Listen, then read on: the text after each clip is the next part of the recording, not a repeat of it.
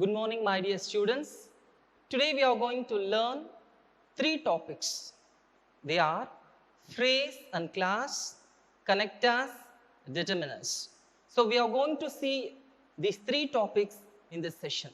First, we will take phrase and class. Before that, I'd like to ask you a question. What is phrase and what is class? Yes. Before entering into phrase and class, I'd like to ask yet another question. I hope you will be knowing what is a word and what is a sentence. Letters together makes a word and words together makes a sentence. That too, that which gives the complete meaning is referred to a sentence. Okay. Here, phrase and class. First, we will take class. What is the class? A class is a group of words that contains both subject and a predicate. Predicate is nothing, it is a verb. Predicate is nothing, it is a verb. Again, I give the definition of class. A class is a group of words that contains both subject and a predicate or a verb. Or simply we can call it as a simple sentence is a class. A simple sentence is a class. Yes. Class is divided into two. They are independent class and dependent class. What is an independent class and what is the dependent class? Yes. Before getting into independent and dependent class, I'll give some examples for classes. The first sentence, Kalpana wants to buy a phone, but she does not have enough money. You see, but she does not have enough money is the class. She is the subject, does not have is a verb. So, here we have a subject and a verb. So, it is a class. Next one. If you don't study well, you won't pass the exam. Here, you won't pass the exam is an example of class. You, subject, won't pass is the verb. So, it satisfies the rule with a subject and a verb. You won't pass the exam. It is a second example for class. The third one, Kevin bought a car which was too expensive. Here, Kevin bought a car is an example of class. Kevin, subject, bought, verb. The fourth example, Sanjay is a talented player though he is out of form. Sanjay is a talented player is an example of class. Sanjay, subject, is a talented player. Is a talented player is a verb. So, here we see Sanjay, subject, is a talented player, verb.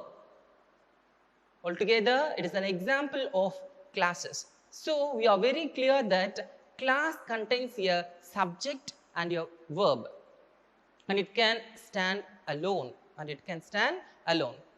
Yes, now we'll move on to the two types of classes. They are independent class and dependent class. What is the independent class? The word itself proves that it can stand independent. Independent classes also known as main classes. So, the another name that we give to independent class is main class or complete sentences. They can stand alone and express a complete thought. Yes, independent class can stand alone. It can express a complete thought just like a sentence, but it is not a full sentence. It is only a part of a sentence. A set of a sentence is called as a independent class. Here I have given few examples. I need a book. I need a book. Mary prefers coffee. Ram is a good volleyball player. So, in all these sentences, they have a subject, they have a verb, and they convey a complete meaning, so they can stand alone. So, these are the examples of independent classes. Then, what is dependent class? The literal meaning of the word dependent itself conveys that it has to rely upon another sentence. It has to rely upon another sentence. Then it is called as dependent classes. The other name we give to the dependent class is subordinate class. So I have given the definition here. Dependent classes, also known as subordinate classes, contain a subject and a predicate, but they do not express a complete thought. Here, clearly it is given what is the difference between the independent class and the dependent class. Here, the dependent class, they do not express a complete thought, whereas the independent class conveys and expresses a complete thought. But dependent class doesn't do that. Example, when it is raining, here, when it is raining, here we have a subject, it, verb is raining, so subject plus verb, it fulfills the condition, the rule of a class, whereas regarding meaning, it has to rely upon another sentence. Hence, it is an example for dependent class when it is raining. The second one, because you were late. Here, you subject, were late, verb, but it has to rely upon yet another sentence to give a complete meaning. Hence, it is an example of dependent class. The third one, after you go to school. You subject, go, verb. So, it fulfills the rule of a class, but at the same time, the sentence cannot convey a complete meaning. It has to rely upon another one. Hence, it is an example of independent classes. So, all these three are examples of dependent classes. Yes. Dependent classes further can be divided into three. In the same way, independent classes also can be divided into three. Here, I have given the three types of dependent class. Adjective class, adverb class, noun class. So, these are the three types of dependent classes. Okay. Adjective class, first one. Before getting into this, I would like to ask you a few questions. My dear students, what is an adjective? Yes, you are right.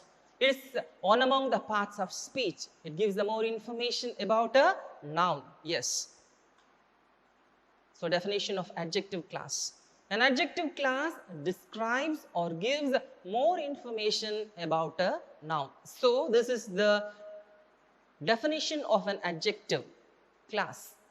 An adjective class describes or gives more information about a noun. Tells us which one, what kind, or how many. I have given one example here. The book that I left on the bus belongs to Mr. Bhaskar. So, you keep this in mind and again read the definition. An adjective class describes or gives more information about a noun. Here, the book that I left on the bus belongs to Mr. Bhaskar. The book is the noun here. So, the book that belongs to Mr. Bhaskar. So, this is a relationship between the book and Mr. Bhaskar. So, this is an adjective class. Next, adverb class. Yes, an adverb class describes or gives more information about a verb. It tells us when, where, how, to what extent, or under what condition something happening.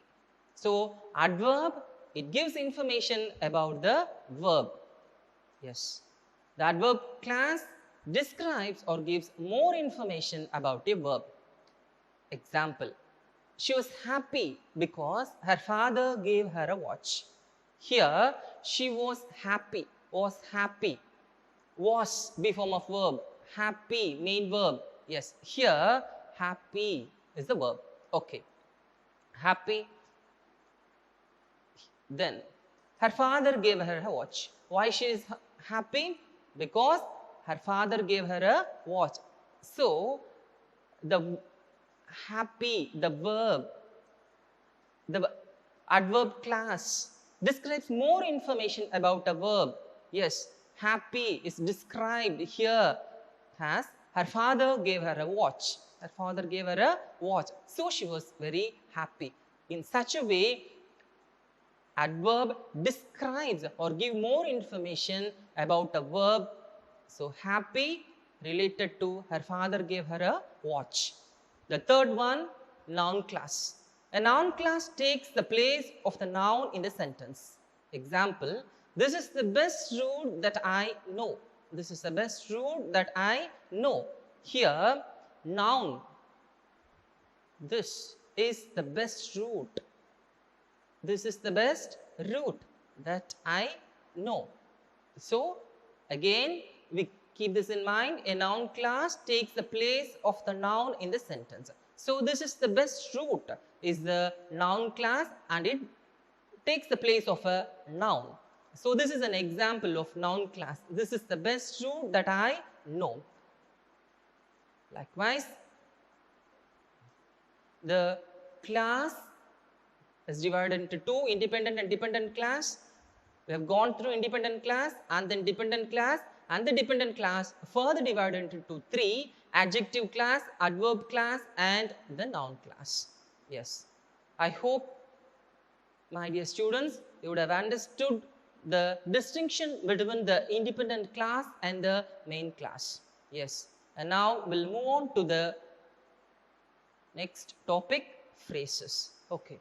What is the difference between a phrase and a class? As we all know that a class is a sentence that consists of a subject and a predicate and a verb, and it gives a complete meaning. But at the same time, it is a part of a sentence only. It is a set of sentence only. Whereas phrase is not like so. It is a meaningful unit, but it don't give a complete meaning or a complete, it is not a complete sentence. Yes, phrase. A phrase is a group of words that forms a meaningful unit, but it is not a complete sentence. In other words, it does not have a subject or a verb.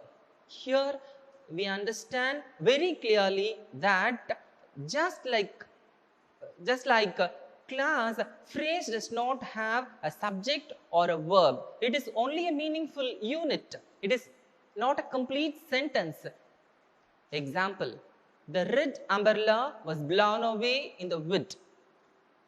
The red umbrella was blown away in the wind. The red umbrella is a phrase. The red umbrella is a phrase. Example of a phrase.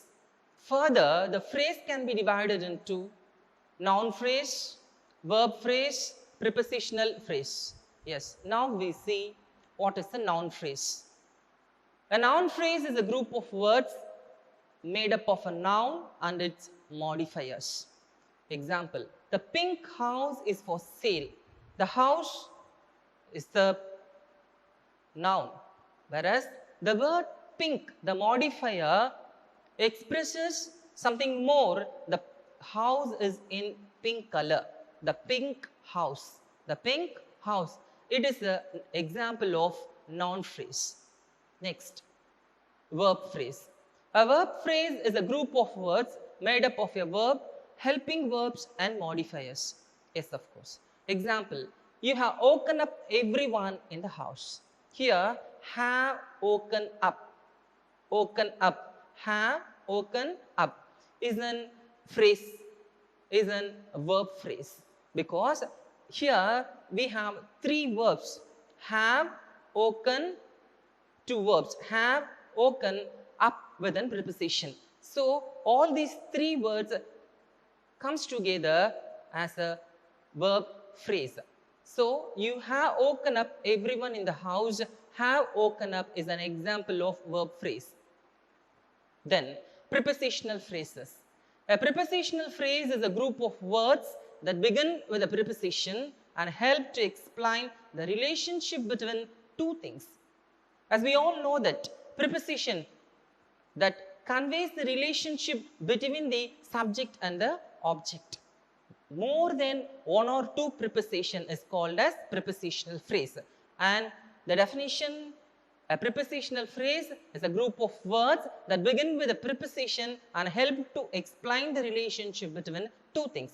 Hence, a prepositional phrase starts with a preposition and combines with more than one or two words, then it is called as prepositional phrases. Example, the present inside the big box is mine.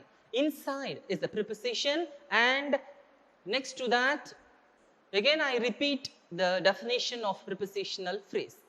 A prepositional phrase is a group of words that begin with the preposition and help to explain the relationship between two things.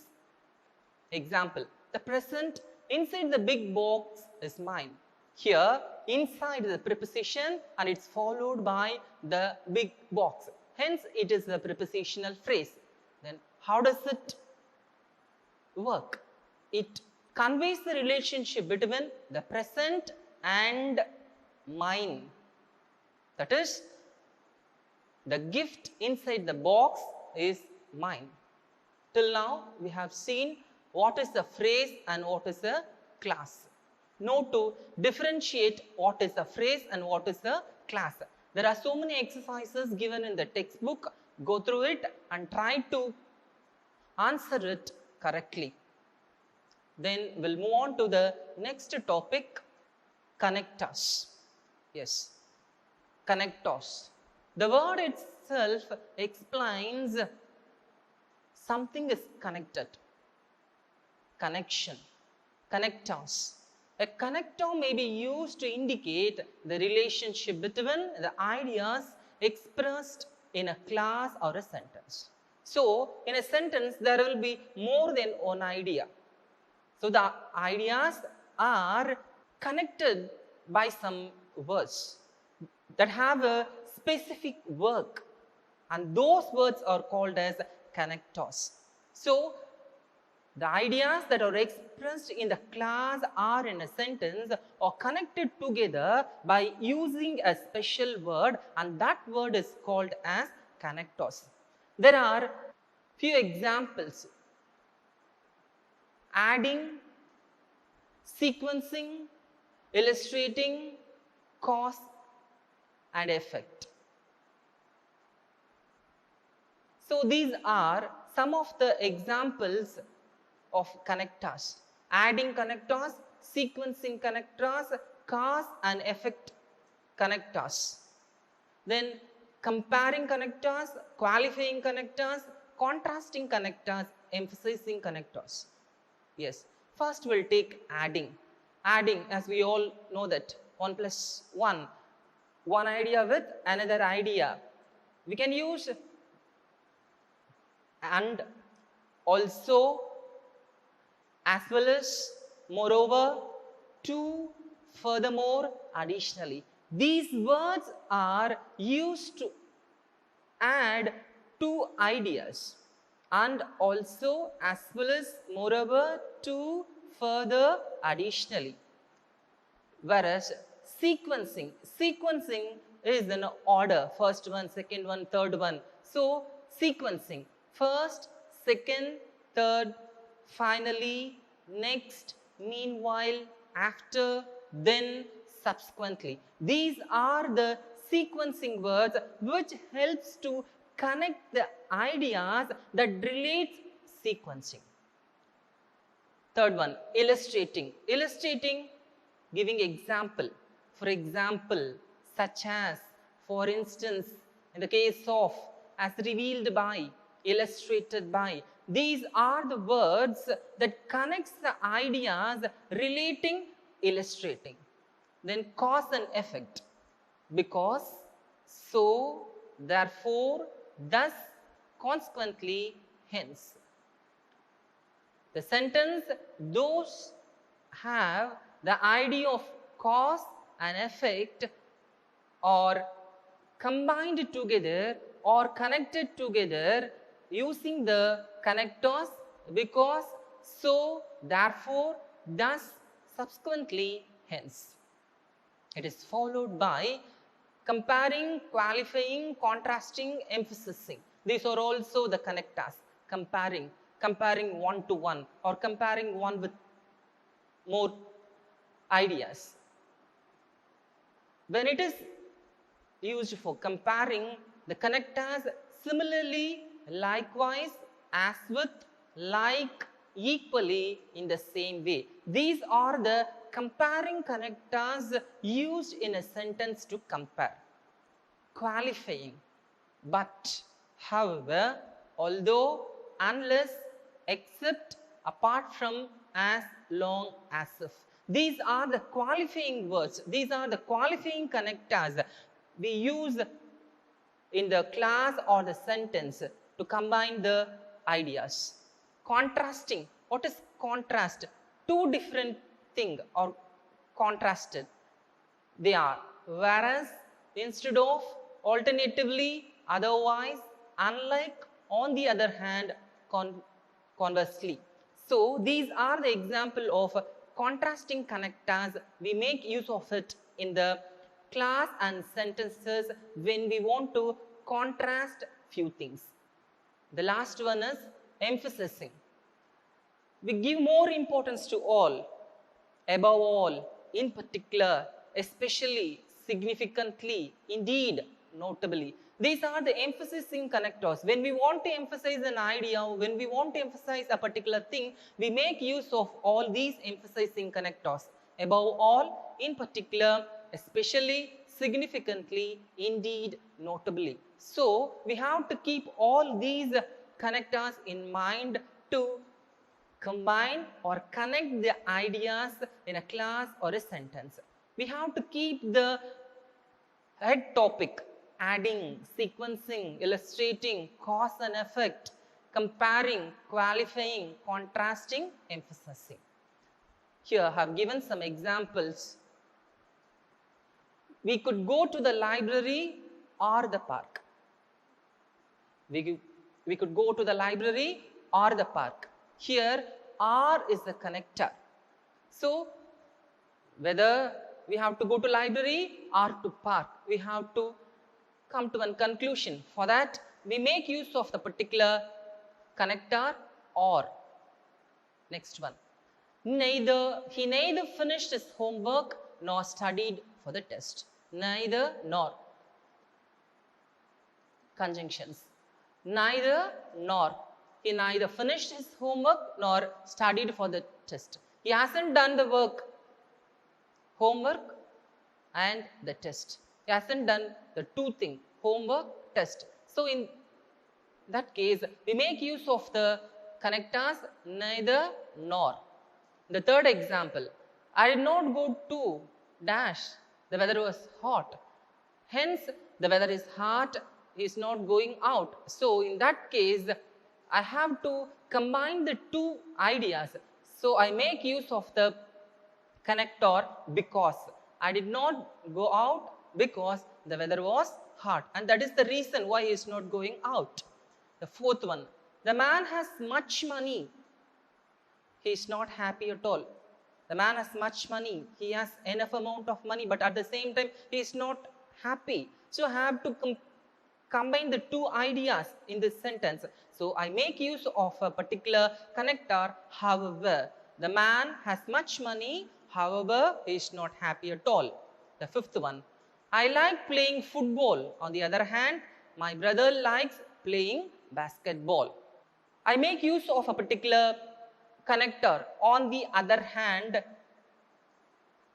in the ideas expressed here, the contrasting ideas, because I like playing football whereas my brother likes playing basketball. So, in contrasting this, I make use of the connector on the other hand. So, my dear students, we have done this connectors, and in your textbook,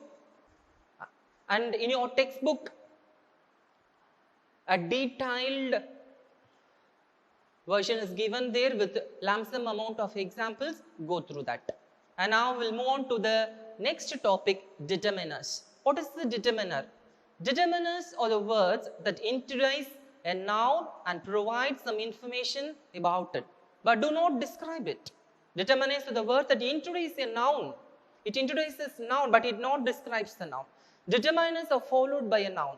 I have given the example: the ball, 5 cats, his son, some students.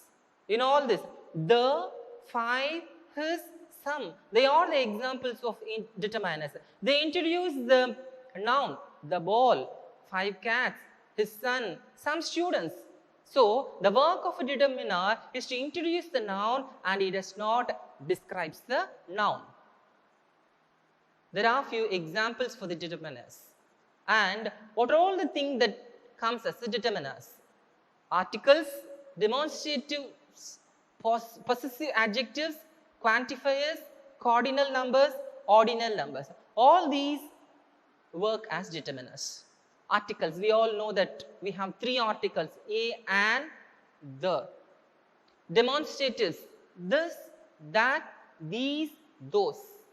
Possessive adjectives, my, our, your, his, her, its, their. Quantifiers, some, any, few, little, more, much, many, every.